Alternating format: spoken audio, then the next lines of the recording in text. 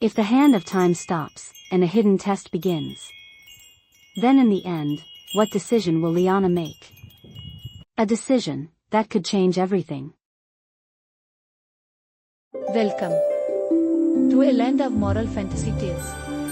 The soft rays of the sun were slowly descending into the beautiful valley garden. There was a light coolness in the air and the fragrance of flowers. The grass of the garden was glistening with dew, and far away, behind the mountains, the clouds were dipped in a light golden hue. Liana bent down and placed the red and shining cherries into her basket, each fruit gleaming like a pearl in the light. In the silence there was only the chirping of birds and the soft sound of the fruits falling into the basket. But this time, with each fruit she plucked, she felt as though the leaves were saying something in their gentle rustle, as if someone was counting. 6, 7, 8. Liana startled and looked around, but saw only Shazal, who was kneeling in the corner of the garden, digging into the soil, his face carrying a mix of mischief and curiosity, and a tiny blade of grass stuck to his ear. "What are you doing?" Liana walked over and asked. Shazal brushed off the dirt and said, "I'm checking if last year's time seeds have grown or not." Liana laughed, but in between her laughter, there was a strange feeling, as if someone had heard that and taken note of it. Suddenly, Granny's voice came from afar, spreading through the garden with a strange echo. "Children, remember, time is precious. The one who uses it wisely is the one who succeeds." Liana smiled and said, "Yes, Granny," but she didn't know why this time, instead of sinking into her heart, Granny's words felt like a hint towards some secret. At that very moment, Shazal's parrot ranger began flapping its wings in the cage frantically. "Time is coming. Open the door. Time is coming." Liana startled. Her eyes fell on Ranger's gaze, which was fixed on a lonely rocky path at the end of the garden. That path, where no one had ever gone. Shazal said softly, "Maybe it's sending us on a secret treasure hunt," then quickly pulled a kitchen spoon out of his pocket. "This is perfect for digging, better than a spade."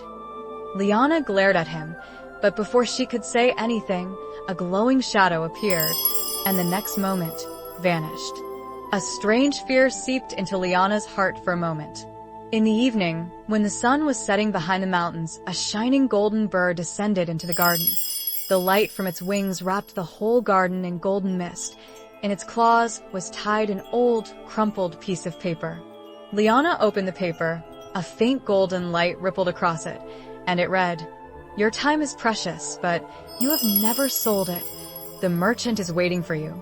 Shazal's eyes lit up. "Merchant means the shopkeeper uncle, right, Granny? Let's go, buy chocolate." Granny looked deeply, as if she had recognized some danger. Not every deal is good, some deals steal your soul. Liana felt as though Granny knew everything about the merchant, but why was she hiding it?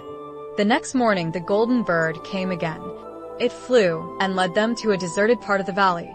The grass was scorched, the air was silent, and in front stood an old broken door, around whose edges strange golden silky vines were twined. On the door, written in golden letters was, "Only he can enter who trades his past." Shazal instantly said, "Take my past, especially the day when I spilled lassie on Granny's suit and the whole house ran around." Liana said, laughing, "This is not a game, Shazal." The moment her hand touched the door, a cold gust came, and in the blink of an eye, darkness fell. Only Ranger's voice echoed, "Hurry. Time is running out."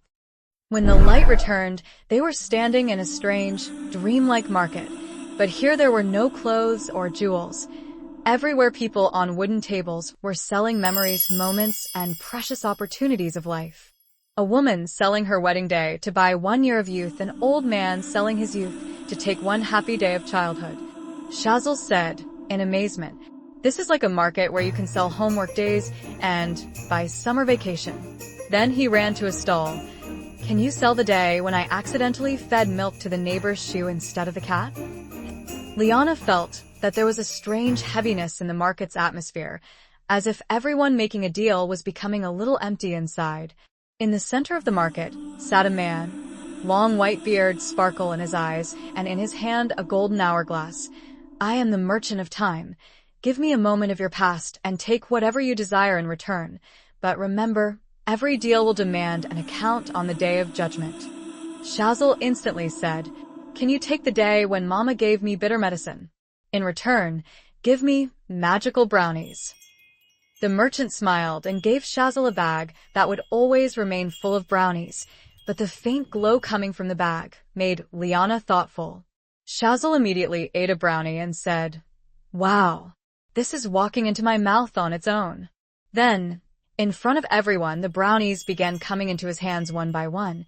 As if they were walking themselves, the merchant said, "Eat these carefully, or you will turn into a brownie yourself." Shazal quickly shut the bag in fear. Hesitating, Liana sold one painful moment of her life, when she had seen her mother crying for the last time. In return, the merchant gave her a tiny metal ebook. On its screen, a golden light was rippling. "This book does not tell the unseen," the merchant said. "It only guides you according to the principles of the Quran and Hadith. When you ask with a prayer, it will show you a verse, a Hadith, or advice." Liana felt as though the book had aligned itself with the beat of her heart. The merchant said seriously, "One last deal. Give me your moment of love and gain eternal success." In Liana's mind, her mother's prayers, Granny's lap, and Shazal's laughter swirled. Ranger cried out loudly, "Do not sell love. Love is the most precious." Liana said firmly and refused. The merchant smiled, and a light shone in his eyes. "You have passed. I am actually an angel, come to test your faith and patience." In the blink of an eye, the market vanished. They were back in the garden, but in their hands were the golden book and the bag of miracle brownies. Granny was standing under the tree smiling, as if she had known everything from the start. Time is a trust from Allah, and love is the treasure that never ends. Liana said, "True success is in the pleasure of Allah." Shazal, with a brownie in his mouth, said, "And a little success is in a brownie too."